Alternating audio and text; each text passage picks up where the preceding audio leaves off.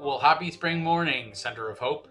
I've been looking at a passage this morning in my time with God from Matthew 22. It's a passage you may have heard before. I know I've read it a bunch of times, but it was interesting this morning. I think God gave me some new thoughts, some new revelation about it. Let me read it for you. It starts in Matthew 22, verse 34.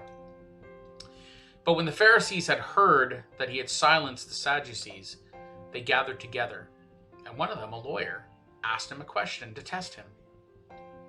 Teacher, which is the great commandment in the law? And he said, you shall love the Lord your God with all your heart and with all your soul and with all your mind.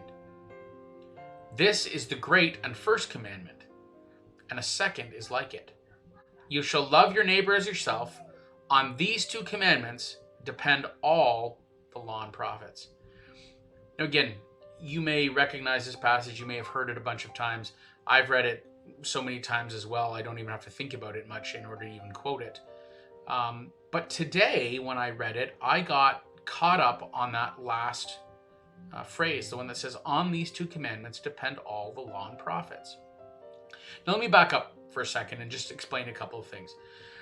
My reading of this passage for years and years was always about the idea that Jesus was taking the 10 commandments and basically dropping it to 2. You see, the first 4 of the 10 commandments really have to do with humanity's relationship with God, and the last 6 commandments have to do with humanity's relationship with humanity. And so it kind of felt like, as I was reading this, that Jesus was basically saying, hey, look, you know what? You had trouble with 10. Let me make it 2. And he takes those, 4 about relationship with God and he makes it 1. And he takes those 6 about relationship with humanity and he makes it 1. And so we end up with 2. However, as I've thought about it today, I think there's more going on here.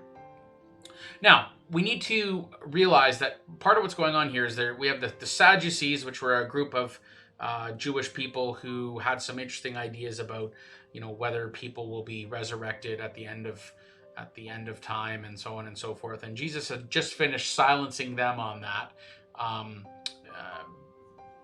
by giving some teaching and some interesting phrases. And so the Pharisees, I think, jump in and kind of think, hey, we're going to justify what we're doing because we don't agree with the Sadducees on stuff. So let's see how we can do. And so they ask a question. One of them, who's a lawyer, asks a question to test Jesus. And he said, so what is the greatest commandment? And of course, Jesus, as I said, breaks it down into 2. Love God, love man. And then he says, this is what all of the law and prophets hang on. Now, what we need to understand about the Pharisees is that they thought that they could earn salvation basically by essentially living a moral and upright life. And what's unfortunate is that in their attempt to live a moral and upright life, what they ended up often doing was ostracizing people and acting unjustly towards other people. And they made keeping the law an idol in itself, that keeping the law was more important than actually taking care of people. And so their whole approach is, we have to keep the law, in which case we will love others and we will love God.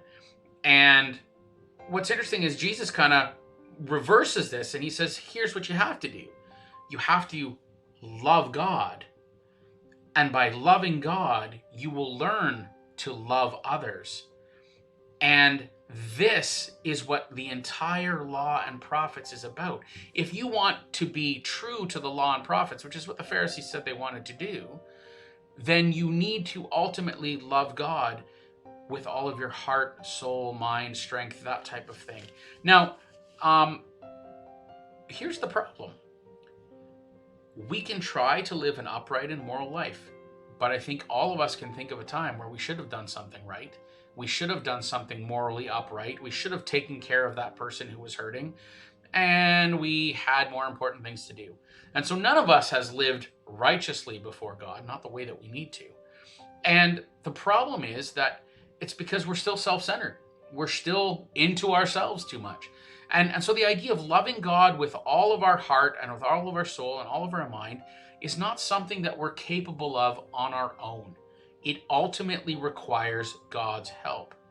And so if you're trying to live a life that's morally upright, morally upstanding, a life that people look at you and go, wow, that's a person who's righteous. The only way to get to that point is by allowing God to make you a loving person first, by showing you how to love him. And when you love him, then you can love others. And so from the Pharisee standpoint, it's all about the law and prophets. And by following the law and prophets, we'll love one another. And by loving one another, we'll love God. And Jesus says, no, flip it around. You need to love God first and foremost. And the second commandment is love your neighbor as yourself. But we need to go back to that place where we ask God to help us. So today, the challenge, I think, for all of us, and it was for me, if I want to hang my hat on the law and prophets and be totally righteous before God, I first need to allow him to help me to love him. And I know it's not something that I'm doing, because I still do things that show me that I'm not totally in love with God with all of my heart, soul and mind. So God has to be the starting point. Begin to ask him that. And as you begin to have a love for God, watch how your heart changes and how you will begin to love your neighbor as yourself. And when you do this, that is when you will fulfill all of the law and prophets. That's when you will live a righteously upstanding life. Thanks, guys. Have a good day.